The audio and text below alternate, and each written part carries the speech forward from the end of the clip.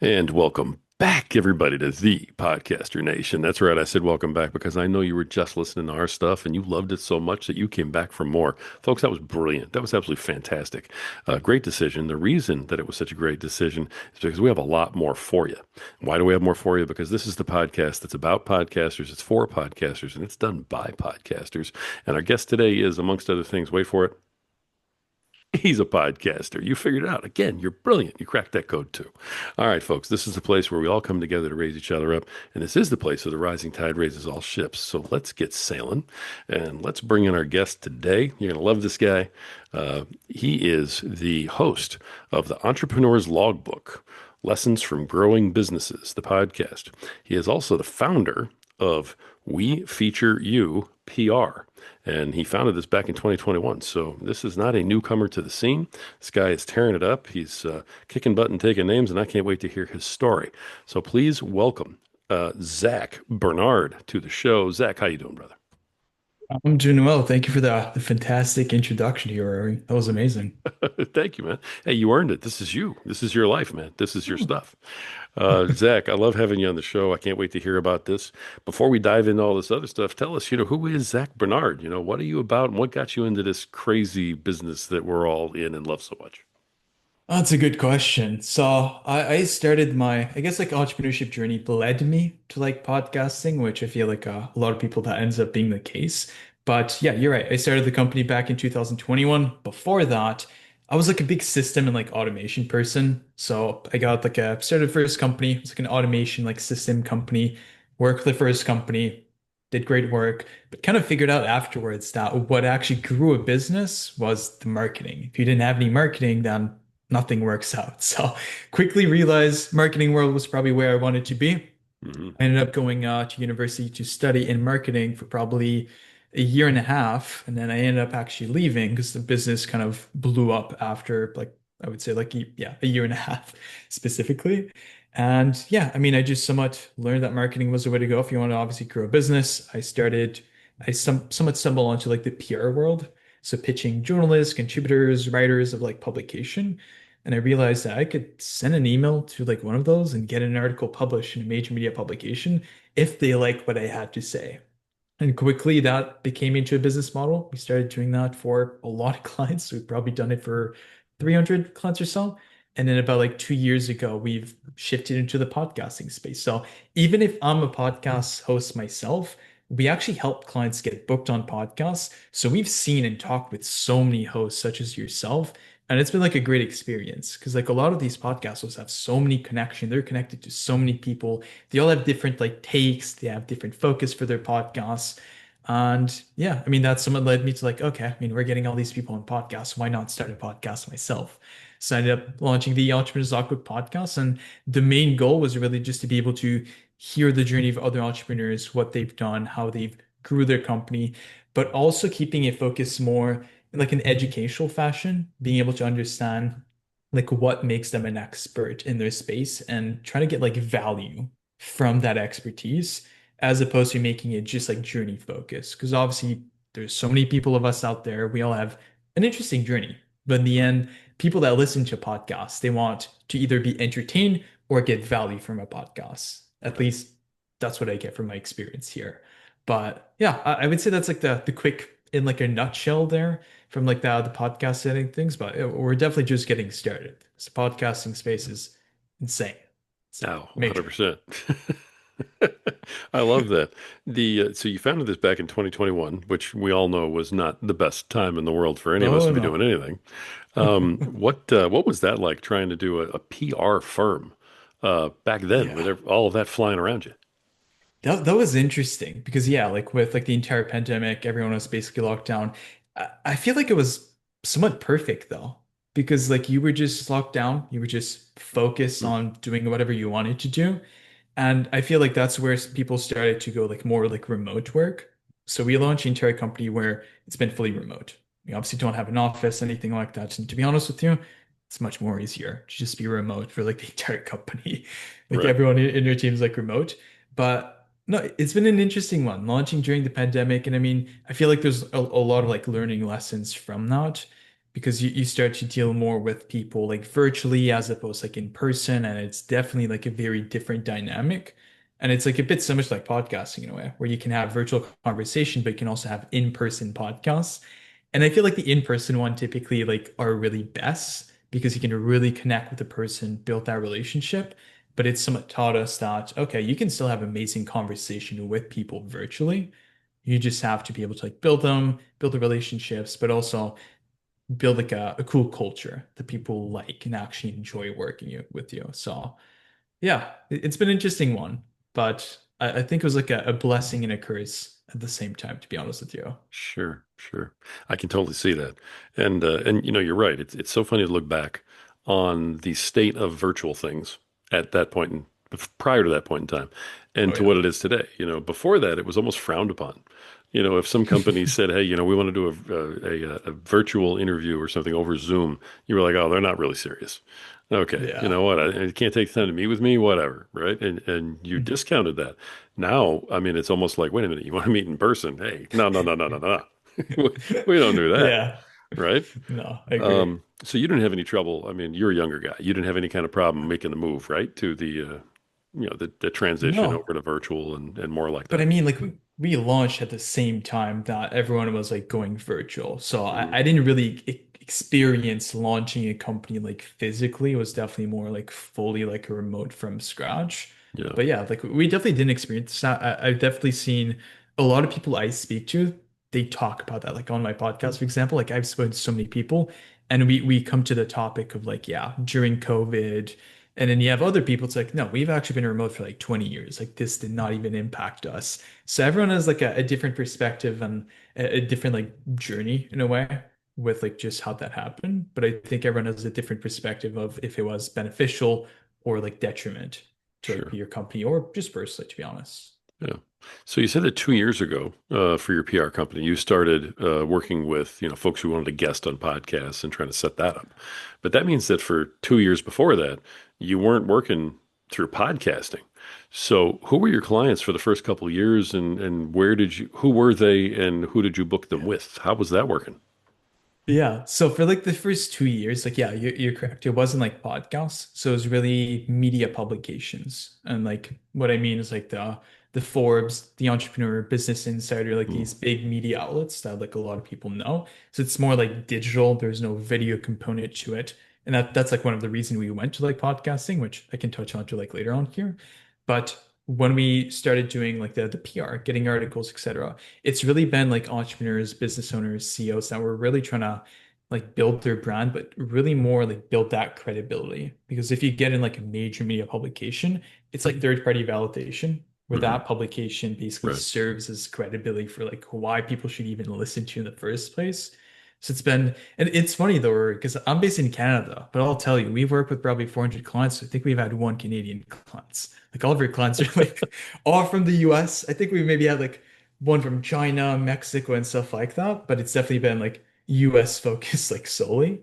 Wow. And yeah, like business owners, founders, I mean, any industry that you could think of, we've probably worked with them. I mean, we have clients that were like former White House advisors, clients that run like 7 restaurants, franchises all over the place. So yeah, it's been a pretty like diversified clientele and like journey, I guess, to put Nice. it simply. Did that take off right away, given when you were doing all this and with your knowledge that you had, or was it a bit of a, But like rough the start? How'd it go? podcasting, The PR business, when you took it off and you had those first 2 years before you got into the podcast guesting part, was yeah. that a slow growth? Did it take right off? I mean, with COVID going on, nobody knew what was what. So I'm Yeah. just curious how that started for you. No, that's a good question. So I would say it didn't exactly take off like directly. Like I would say for the first like 6 months or so, like we didn't have any clients. Like when you start a company, I mean, you start from the bottom and then you try to like work your way up. I Yeah. mean, some part of that was kind of my fault. We decided to target the real estate industries like realtors, and we quickly learned that a lot of them were not going to be investing into marketing. And with like COVID and everything going on, wasn't like the best timing to do so. Right. And then I think after like that 6 month mark, I was actually like pretty discouraged after like 6 months or so. And then on like that same day, I was considering like quitting the entire company and doing something totally different. We had like our first client, which was like a real estate agent. That somewhat became like a snowball effect or got another real estate client, another real estate. And then I was like, you know what? Maybe we expand beyond real estate. And then we started working with like other industries. And from there, it was definitely easier because those people saw the value in getting booked on these major media publication versus a real estate agent, which typically they'll try to quantify more like the ROI, which is like totally fair, trying to get seller, buyer leads and stuff like that. They're typically not investing as heavily into their brand. But I'm seeing like a lot of realtors now like film so much content. And I think that's obviously the way to go. It's a bit so much like podcasting. There's more like that human connection, video content. And I feel like that's much more authentic, I guess we call it that way. Nice. Nice. So you alluded to it a minute ago. What was it that made you make that shift from where you were, realtors and all that sort of thing and what you were doing, over into the podcasting space and start, helping Yeah. people find spots to guest? Yeah, so I will say that with like the PR, because it's really like SEO driven, because sometimes you have an article, it's going to rank higher on Google, people find it, and then it helps with the Sure, credibility, etc. sure. Like we found that like a lot of people who ended up working with us, they wanted to work with us because they wanted to build their brand, create thought leadership. And if you just have an article, there's not like a lot of thought leadership and like content that comes from that. It's like one article, that's pretty much it. But if we created content in like video formats, etc., then you're able to obviously build relationships with podcast hosts. You're able to use that on your social media, and then you also get in front of an audience at the same time. So it's like a three-in-one like combo as far as like value goes. And I think it probably just came from like one of our clients saying like, "Hey, do you guys get people on podcasts?" It's like we don't. We probably should. And then we slowly rolled that out. Took one client, started booking him, like, okay, this is actually working. And then we ended up scaling that to that's like 90% of like what we do is podcasting. And we also, this is definitely less of our main focus, but we also do produce podcasts for our clients. And they're bigger Uh, than my podcast because I obviously don't have the biggest podcast. Trust me on that. I do one once a month. I know Rory, you run like six podcasts. So like you're all over the place with podcasting. I'm not there just yet, at least. right. Well, you have other things to do, man. You're trying to do a lot of things for a lot of other people. I'm a lone wolf. I'm out here just doing it for me. I Fair don't have to worry enough. about anybody else. Now you built this. Is it mainly you doing it? Do you have partners? Do you have people who work for you? Do you have VAs? How's the company set up? Yeah, so I fully own like the company, director, CEO, founder, however you want to call it. But we have people within our company that are going to be like podcast booking agent, for example. We're going to have like account managers that basically just handle client communication, everything like that. And then we also have like researchers, graphic designers, video editors. So I think at the moment we have about like 8 people within like the company, and they basically help us like help me at least because they own the company handle like everything as far as like fulfillment and everything goes. So Nice, yeah, I mean, I think we just hired someone like a month ago or something like that. So that would make it like our eighth hire, if I'm not totally mistaken. But that probably will nice, change and go a little bit higher than that soon. nice. I mean, that's one of the the first steps towards growth and starting to 10x Hiring. yourself, right? Duplicate yourself, is to not do Yeah. everything yourself. No, So you're spot on. If you try to do everything yourself, you'll crash and burn. yeah, That's what for I sure. learned. Yeah, for sure. Okay, the podcast, the Entrepreneur's Logbook, lessons from growing businesses. Um, who do you have on there, and how do you pick your guests? Good question. So when we started the podcast, I mean, I'm sure you've probably seen this with other people that run podcasts, but I'll try to get some of our clients, like start off, have a few episodes in like the bucket before we reach out to like anyone like very interesting we think that could be really valuable to the show. So we Smart. started with like some of our clients, but we still have interesting clients. Like I'll tell you that. But we started with some of our clients, anything around like marketing. We had some clients in like private equity, for example, consulting, AI, HR, recruiting, pretty much like any industry. And then as we went along and like have a good like amount of people in the bucket, then it's more selective. Like, okay, maybe I want this person that could provide your value to your audience, but it could also help me get in front of more people because they have an audience. We had like the founder, like one of the founders of the Agile methodology. I'm not sure if you've ever heard of that. It's Hmm. like a project management, like one of like the most like famous like project management like methodology. I'd have to double check because I forgot his exact name. but like a very big person in the space. And I literally just sent him a random message on LinkedIn, and he appeared on the podcast. Like, that was actually a pretty cool guess. Like if you look, I think he's probably like is like 80s, like definitely like an old guy, but like very smart. And Hmm. he's on top of AI with like everything in the space. So yeah, that was Man, an interesting conversation, to say the least. that's so crazy. Somebody who's in their 80s is on top of the newest technology that's out there. I mean, I'm saying 80, but m maybe it's 70, and I'm like over projecting that. So I hope I'm not wrong, but I could very be wrong here. Gotcha. I understand. I understand. I think old guys like me, we reach a point where it's like you're just over Ah, 50. It come doesn't really on. matter where you land.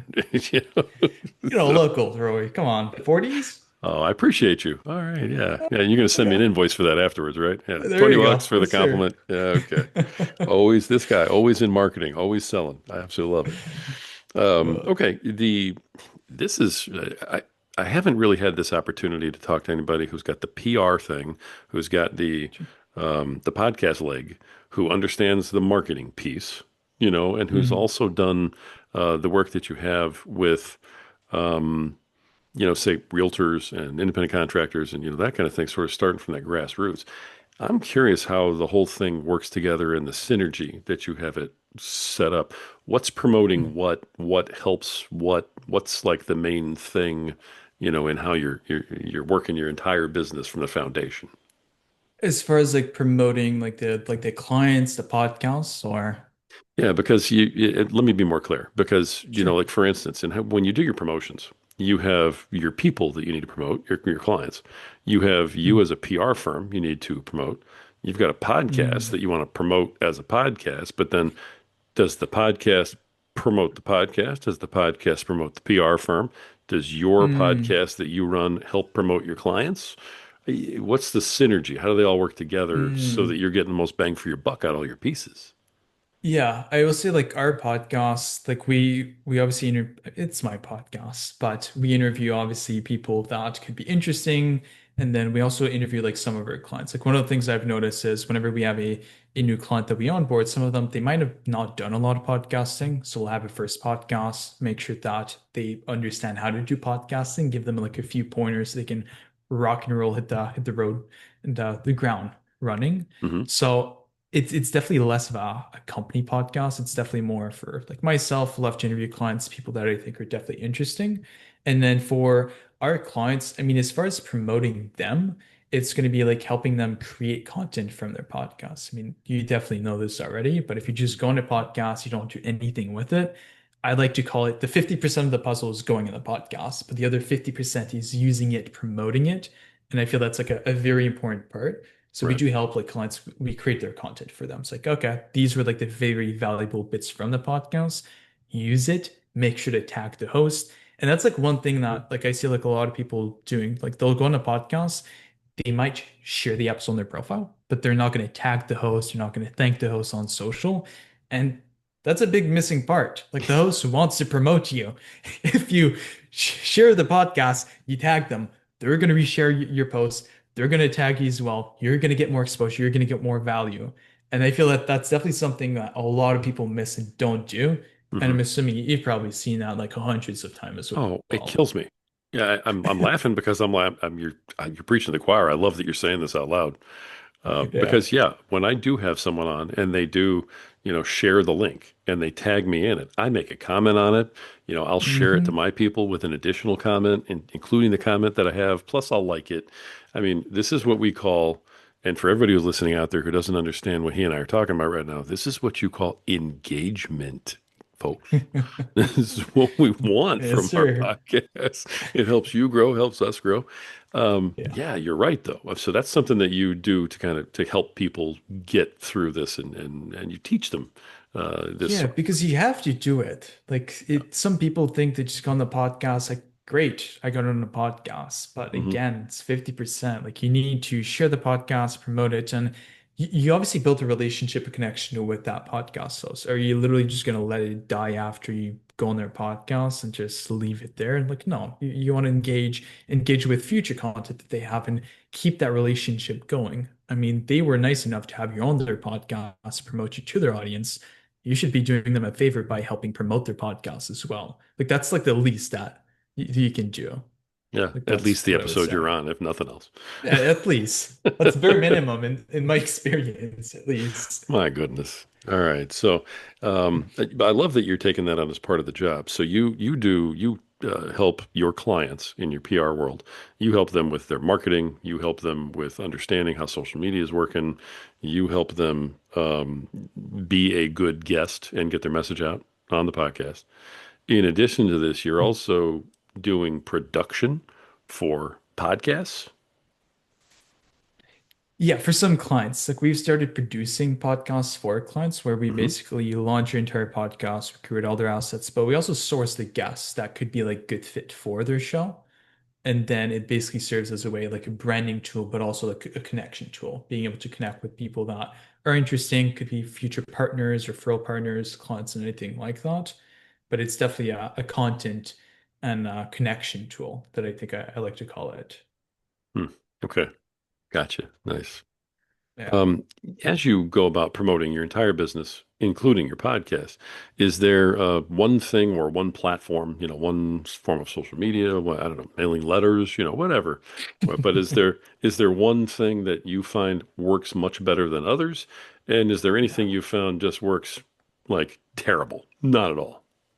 Yeah. I mean, when we look at social media as a whole, I feel that's very dependent on where your audience is. I mean, Mhm. I would say LinkedIn is probably like the best platform that we've seen, especially when you're dealing with like B2B businesses. Yeah. If you run a podcast more towards like B2C, so maybe like health and wellness and stuff like that, Mhm. Instagram, TikTok, that's typically your best bet. That's usually where you'll get the most engagement and most attention. But LinkedIn is usually where you'll connect with other business decision makers, people that could be potential referral partners, clients, partners, and anything like that.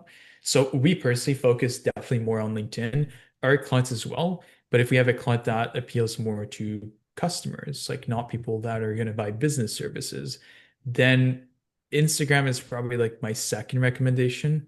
And then the third one, I would say YouTube actually, Mhm.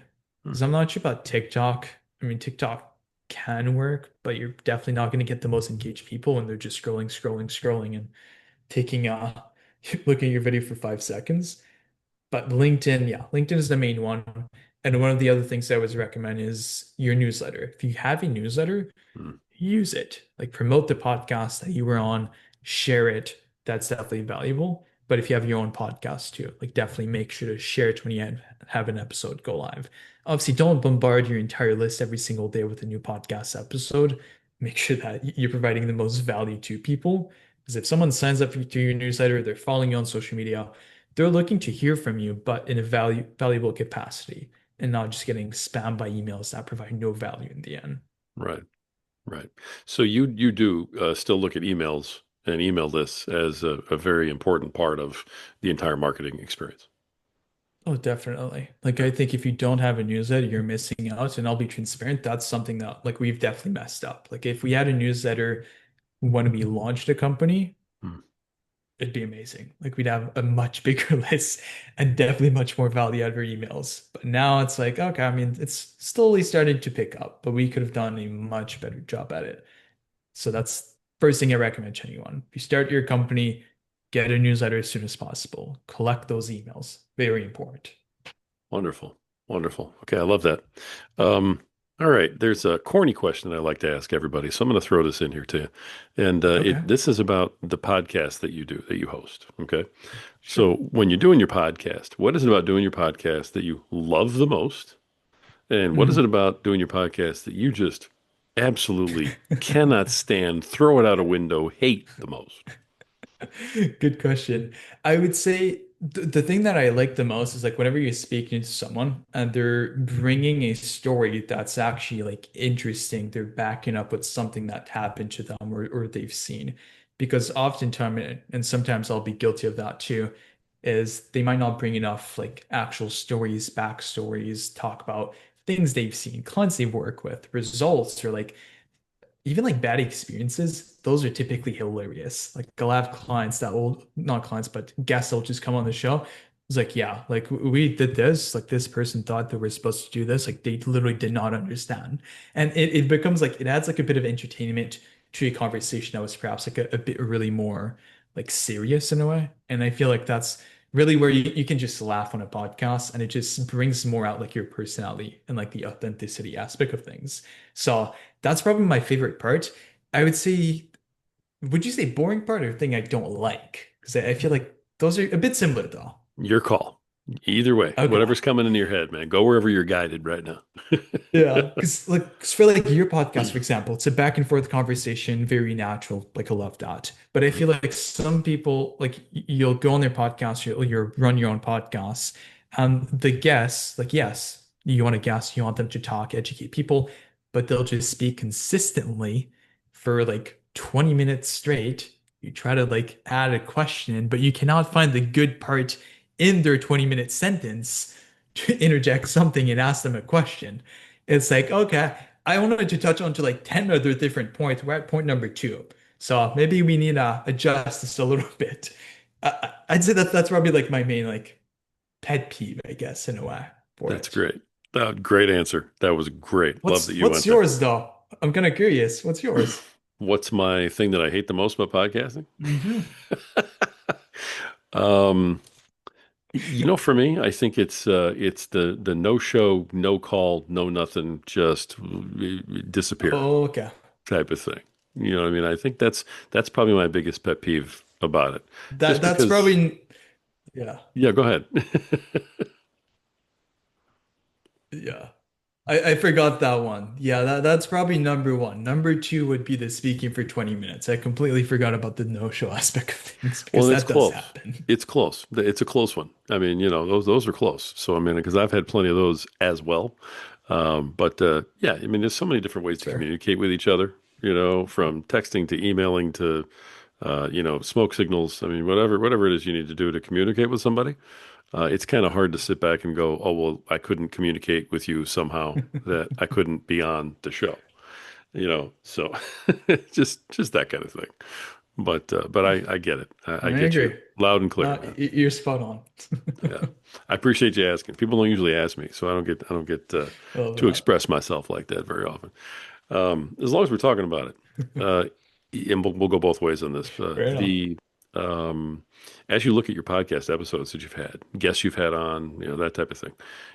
Is there one that stands out as just, I mean, the best, or just like your favorite, or a story that was awesome, or some sort of, Oh, positive experience? yeah. That's a very good one. And I mean, I haven't done like as many episodes as you've done. I think we probably are crossing the number 30 mark soon. I would say like one of like the most, I mean, cool guests was like that person I mentioned to you. Like obviously very well known in space, project management. It's like really like amazing to speak to. And then the other conversation I liked, I think it was actually with a new client that we've actually like recently started where he's adding in humor, being like very natural. And I think that really made the conversation like really like amazing. Because full transparency, I've had some episodes that were not the most entertaining episodes. I was like, okay, maybe we shouldn't publish this. We still publish, but it does happen sometimes. But I think, yeah, just like the people that can really bring out an interesting conversation, be funny, had humor, and just be much more natural. Those are like really the conversation that stand out. I don't remember the exact name of the person, but I know one of them was one of our new clients, Amber, which you'll probably see. I think it's the one of the latest episode, if I'm not totally mistaken. But she was fantastic, and she's like never done any podcasts, which was like funny because she was like really like worried about like how to speak on podcasts, everything like that. I was like, keep your normal personality. Do the same thing when you're doing like your Instagram videos, when you're just doing like a little reel, and you'll do amazing. And that's exactly what she did. Like, I don't think she could have done better on that podcast. That's great. Okay, that's a good story. That's a good positive experience. There is. What's the worst experience you've had? Yeah. The worst one. Hmm. With my podcast or podcasts I've been on? Either one. Oh, that's a good one. I think the worst one I've had which somewhat touches on to your point because you were talking about like the no shows, like no communication. Hmm. I mean, I still remember that guess where that person showed up about like 10 minutes later. I still had some time, so I joined back in. We did like the interview. But like it's whenever you have someone that joins back into like the podcast, a call, or anything like that, and they basically act like if nothing happened. Like they're on the spot, like on the dot, the conversation just started. It's like, no, I've been waiting for you for 10 minutes. I sent you two, try to call you twice, texted you twice, you didn't hear anything. Those are like the worst experience. It's like, hey, I put some time into making some research, getting ready for you. You show up late, you don't acknowledge the fact that you were late, you don't apologize. That kind of like itches me. Like I don't really like that, to be honest. And the other type of experience, I mean, I would not say, I mean, getting on podcasts. I mean, I think I had like one recently. It wasn't like an actual podcast, it was like a pre-interview. Hmm. And I felt like the entire conversation just turned into like a sales call, which like I'm always open to like hearing like how someone can like help me, but the entire thing was a sales call. And by the end, it was like, are we gonna talk about the podcast? I was like, oh, it's probably not gonna be a good fit. So I was like, okay. So it's like those types of Oh, podcasts, like I feel are like a bit misleading, and I hate when people do that. Like oh, it's not the way to go. no, Yeah, no, no, that's not it. No, that's bad form. That really is. You got to be upfront it is about what this it is. stuff. Yeah, you really got to be upfront. No, I Wow. agree. Well, I hear you. I hear you. You ever had an episode done that you couldn't publish or that you decided not to after it was all done? Not yet though. I've not run into that yet. I've seen episode art clips have went on that did not get published because those was like, I didn't like really like it. But apart from that, hasn't happened to me yet. It Yeah, definitely will. Like it will happen at some point, sure. but I haven't had the pleasure to record an episode and decide not to publish it just yet, at least. Good for you. I'm glad to hear that. That's very cool. But I'm assuming you have though. I mean, you filmed so many episodes, so Only one ever in the history of the entire thing. hmm, So all that's these not years and all bad. these episodes and all these podcasts, only one ever.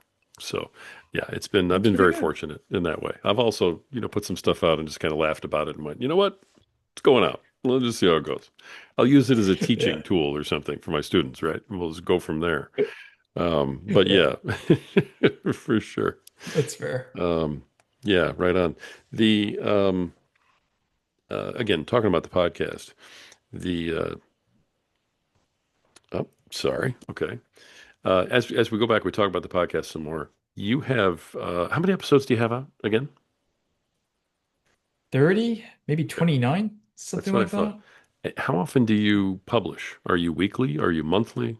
We're like more like once a month. I think Okay. when I started it, I was trying to do like one a week, Okay. but life got busy, ended up being like once a month. We'll Sure. probably try to up that cadence, but for now, yeah, it's still like more like once a month for now. Okay. All right. Now, is that I know you're busy with everything else, so is that feel comfortable for you? Is that why you're in that rotation? Yeah, I mean, I could definitely do more. I think my goal was like two, like a month, like bi-weekly, Hmm. but falling a little bit short. So for now, it's going to be like a month, but I think two a month is probably like the sweet spot for it.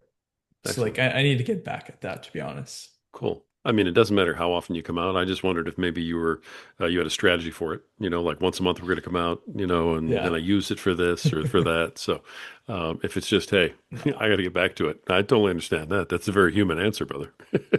So, Yeah, I mean, like it's not that I feel forced doing it. It's more so that I'm like, okay, I mean, I gotta find the time to like do it and then obviously prepare it, get it published. But the other thing I like to keep in mind is I wouldn't want to be a podcast that publishes every single day, for example, and not because of like the time consumption or anything like that, but more due to the fact that if you have listeners, they might not be able to listen to every single episode that you release every single day. But if you yeah, release one once a month, once a week, bi-weekly, it's much more flexible and it has like more impact where you can promote the episode more versus promoting an episode every single day. It has like less like impact and like meaning in a way Hmm. from my experience at least. Sure. No, I can see that completely.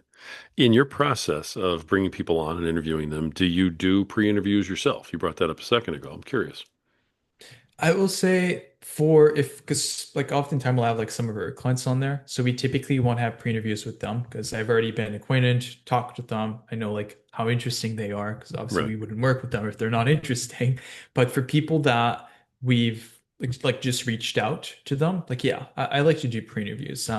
The reason behind that is I feel you do need to like connect with someone to like understand like okay, what kind of topics would you want to speak to? Is there anything you feel comfortable talking about, something you don't feel comfortable talking about, and just making sure you're on like the same page for that. But there's other podcasters such as like yourself, which you've been doing this for a while, but you'll just be able to dive into a conversation. You'll have done your research. You'll be able to touch on any points that you can. It'll flow like really smoothly. But in my experience, I like to have a pre-interview, just connect with the person beforehand, and then have like the actual interview scheduled. I think that's like the most not the most efficient approach to do it, but the easiest way for me at least to Sure. do it. Sure. No, I'm always eager to hear how other people feel about all of these things because there's so many different schools of thought Yeah. on all of it. Oh, And definitely. so, yeah, I mean, if that makes you more comfortable, then that's what you need to do. First of all, that's it. Because one of the best parts about podcasting is that it's the Wild West, man. I mean, we're making up our own rules. Oh yeah. You know what I mean? It's like, how Oh, often do you come out with your podcast? Whenever I want. That's when I come out with the podcast, right? I yeah. mean, That's a good it's answer. There it's you go. yours, if you do it Yeah. wrong, you don't lose your membership card, So it's I an love that. That's a good empowering analogy. place to be, So, but no answer is a bad answer, It's just your answer, so it works out. But No. no, I love that. All right, as we're coming around, here to the bottom of the hour, the the episodes. Just want to make sure I'm phrasing this all right. The episodes that you do, they serve a purpose. And is there any part of your podcast that you do now that you would consider marketing for the PR business? Interesting. I will say that the way we structure it is like sometimes we'll have like some call to action towards like the end where it's Uh-huh. like, hey, thank you for listening. If you're looking to be featured on podcasts or anything like that, feel free to head over to wefeature.com. It's like a little like call to action, nothing like really taking the entire like podcast episode, like really like Sure. subtly. I think that's like the way to go. And then, I mean, sometimes in like the beginning, I mean, like I'll obviously introduce myself, the company who we were, then we'll introduce the guests, but it's never been like really heavily marketing focused as far as like trying to like sell people or anything like that. I think that's like really like the model I've tried to kept it, like just having more of like a natural flow, just keeping it more like natural, speaking with people that are interesting and understanding what kind of value they can provide to the audience, but also like to the world as a whole. Nice. Great answer. Is any part of your podcast or your podcasting experience monetized at this point? Have you tried any of that? Not yet. I think maybe later on. I think we're still missing a few listeners for sure Okay. before like jumping the bag in that way, the wagon, sorry. But no, we haven't tried to like monetize it. I feel like if we were to do like more episode more consistently, we are actually doing that, then we could monetize it. But I feel like I'm doing it for fun in a way, but also to use the content from the podcast for myself because it's like another branding tool to get content from my own show as well. Nice. Nice. Um, what is one of you made the move over into podcast guesting to help folks to sort of promote their brands and sell the products and whatnot. What do you think is the biggest mistake that folks make when they go to guest on a podcast to try and promote themselves, their brand, whatever it I mean, I have the easiest one, try to sell people on their services directly is? when they get on the podcast. I mean, you know this, but like the way you want to approach a podcasting conversation is providing value directly. Like you should never go into a podcast trying to like sell people on come work with us. These are our services. We have a package. I've had that happen where it's like, yeah, like our package actually you get this. It's literally just $500. Like if you want that, like head over to that. Because in the end, like a podcast host is going to give you time at the end, typically to have a call to action. So like, hey, if people want to reach out to you, they want to work with you, well, where did they go? And some people go on a podcast and the first thing they think is like, okay, let me get my offer directly out there to people directly when we start the podcast. No, like your entire goal with the podcast should be to educate people, provide valuable information, have a natural conversation. And then towards the end, for the people that actually listen throughout the entire episode, they're going to be much more engaged when you do drop that call to action. But if you sell yourself throughout the entire podcast, It's not going to be really interesting. And in my experience, the people that end up becoming clients of a client is when they're not trying to sell the entire time, just being valuable, they're being helpful. Because people that are salesy, it's somewhat like a turnoff sometimes where you're going to be listening to them. It's like, okay, probably not someone I would want to work with. But if you give, give, give, give, you'll get. That's like the framework I like to think about.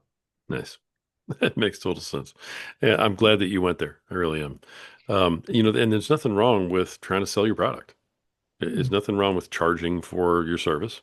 You course. just need to be upfront about it, and you also need to provide value first, and then bring money in. So, I mean, I'm with There you you go. 100% on that. I love it.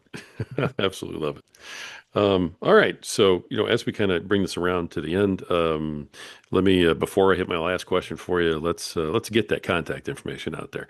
How do people contact you about the PR firm, about being on the podcast, about just talking to Zach? Like, hey, Zach, help me with something.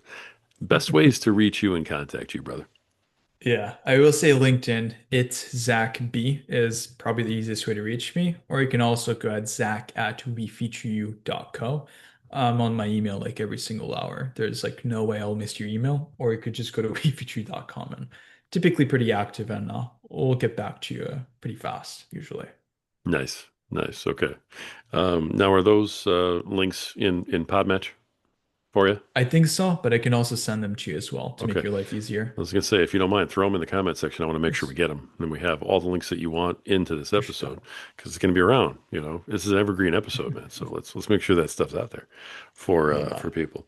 As we wrap this up, and uh, I know that you haven't been doing it a long time, but I mean, 30 episodes, you've encountered a lot of stuff. You've interviewed folks, you've run through the startup for sure. You've made it past the first, sort of milestone, Eh, which is that, 15 to yeah. 20 episode mark where it's like, now I'm a podcaster. I'm moving forward. We're going to keep going. Once you get past Yeah. that 20, as long as you just keep your head down, you're going to hit 50, because that's not No. even a thing. You'll get there. And then if you have any kind of staying power, you'll hit 100, and then you're Oh established. yeah. So, congratulations on getting past the first one.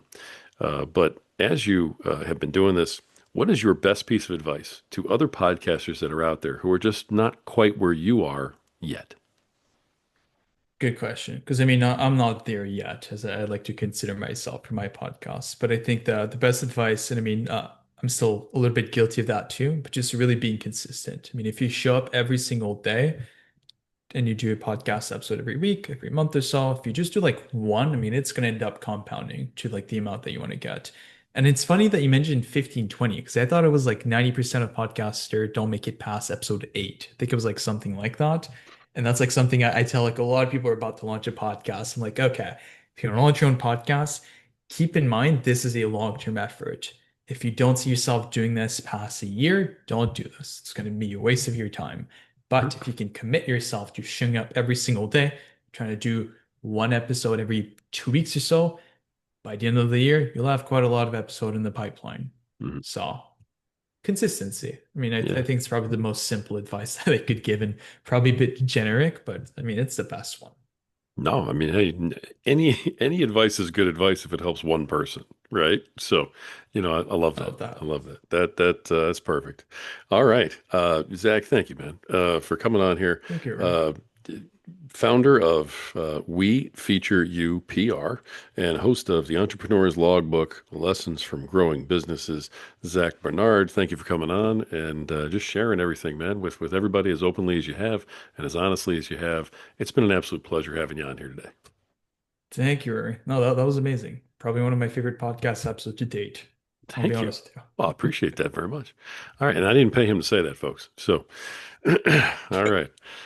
Folks, this has been another fantastic episode of The Podcaster Nation. The reason why we get these fantastic podcasters on here to bring home these fantastic messages is because this is the podcast. It's about podcasters, it's for podcasters, and it's done by podcasters. And we showed again today, folks, that this is the place where the rising tide truly raises all ships. So keep sailing.